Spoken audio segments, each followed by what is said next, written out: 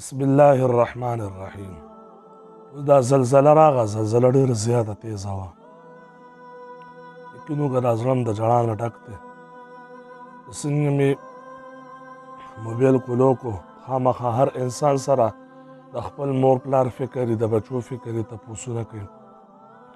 په فیسبوک باندې ټولو خلکو لیکلي توبه توبه او استغفار او توبه.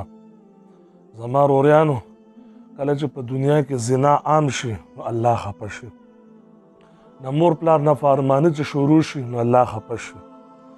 کله چې د زنانو عزت په بازارونو کې د خرڅېدلو کوشش شروع شي نو الله خفه شي.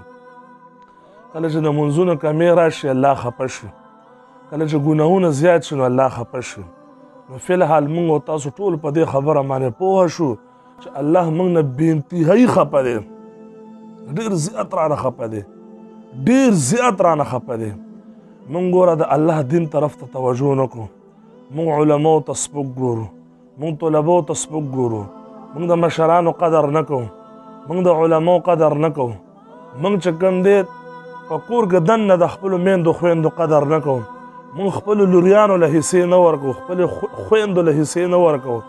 دغه رنګې نن سبا خلک راپاسي، وړو وړو ماشومانو سره خلک زیاتې کوي، زناګانې کوي، بدکاریانې کوي، د خلکو لوریانو ته خلک په سپک نظر ګوري. په دې ټوله دنیا کې دا شی شروع دی، بې انصافي شروع ده، رشوت شروع دی.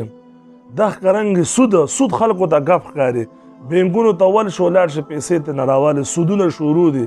ای دوستانو یاد ساتئ چې کله دا حالات الله موږ نه په دې ناراضه کېږي.